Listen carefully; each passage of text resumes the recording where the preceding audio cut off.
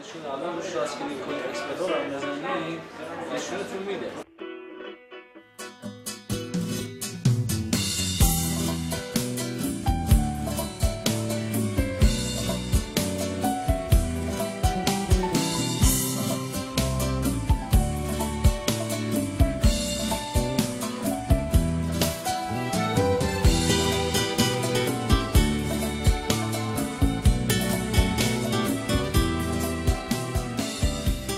حدود 6 یا 7 سال پیش من مثل هر فرد عادی دیگه‌ای سر کار میرفتم. تازه بود که ازدواج کرده بودم، با همسرم سر خونه زندگی رفته بودیم.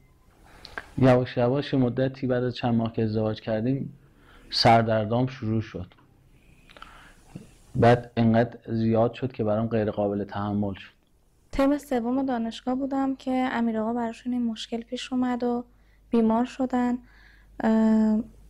با توجه به علاقه‌ای که به ایشون داشتم درسمو کنار گذاشتم. در نهایت ما رفتیم دکتر مغز و اعصاب. دکتر یه CT اسکن نوشت که بعد اینکه CT اسکن رو گرفتم بردم مطبش، همین که عکس رو نگاه کرد یه عکس العمل نشون داد که من کلاً از زندگی ناامید شدم.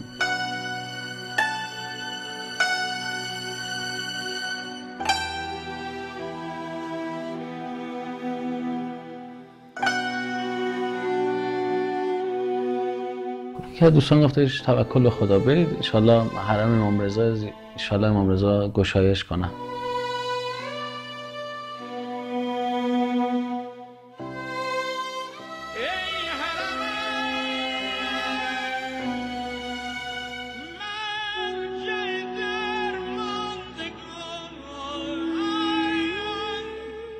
قبل از عمل من تقریبا دیدم کامل دیگه از دست رفته بود، یعنی عصبای بینایی به شدت آسیب دیده بود به خاطر وجود اون تومور و فشار بالای مغزم.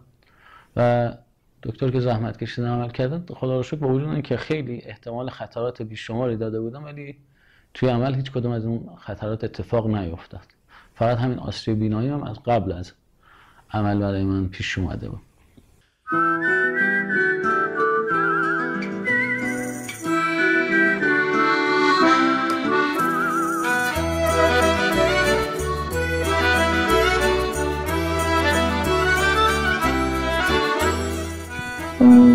به نظر من با توجه به مشکلی که هستش ما باید همیشه امیدوار باشیم.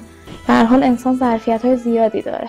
یه روز تو خونه بودیم داشتیم فیلم می‌دیدیم که وسط اون فیلم یه تبلیغ شد که از شرکت رایانه کمک که پاسخگوی مشکلات کامپیوتری به صورت تلفنی. سیستم منم قطع شد. رایانه کمک پاسخگوی تلفنی به مشکلات رایانه‌ای شما. 909 907 1540 امتحان کنید.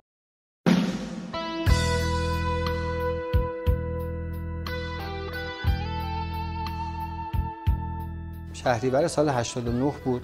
ایشون با مرکز ما تماس گرفتن و پیشنهاد همکاری دادن. ما تست فنی ازشون گرفتیم. تست فنیشون هم خوب بود، خوب جوابگو بودن و دیدیم نه واقعا توانایی این کار رو دارن که این کار رو بکنن با ما.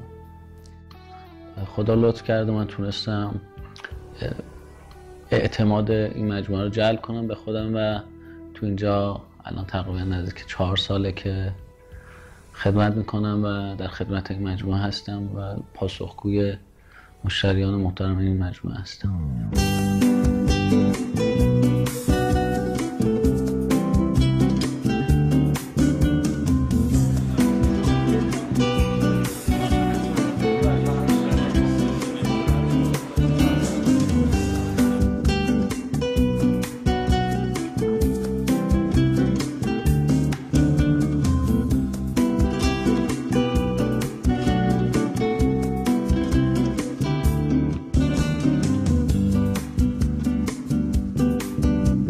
خدا رو شکر که خب حدود 2 سال خونه نشین بودن ایشون، یعنی به خاطر بیماری که داشتن توی خونه بودن. حالا یه سری کارهای متفرقه انجام میدادن، اما تمام تلاششون این بود که دنبال یه کار باشن که زندگیمون به روال عادی خودش برگرده.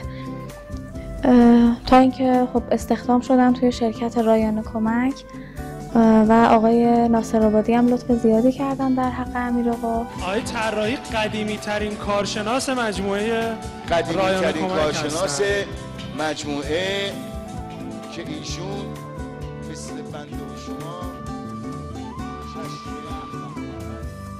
همه همکارای ما براشون پیش اومده بارها و بارها که تلفن شخصی و موبایلمون رو زنگ می‌زنیم میگیم سلام رایانه کمک بفرمایید. واقعا شاید خیلی از ما فکر بکنیم که این آدم‌ها یه سری نعمات رو ندارن و ممکن از دیگران عقب باشن و کمبود کاستی داشته باشن، ولی علیرغم اینکه بعضی از نعمات رو اونها ندارن، انرژی دارن، برکتی دارن و انگیزه‌ای دارن که نیروی محرکه هر مجموعه‌ای است که اونها درش دارن فعالیت می‌کنن.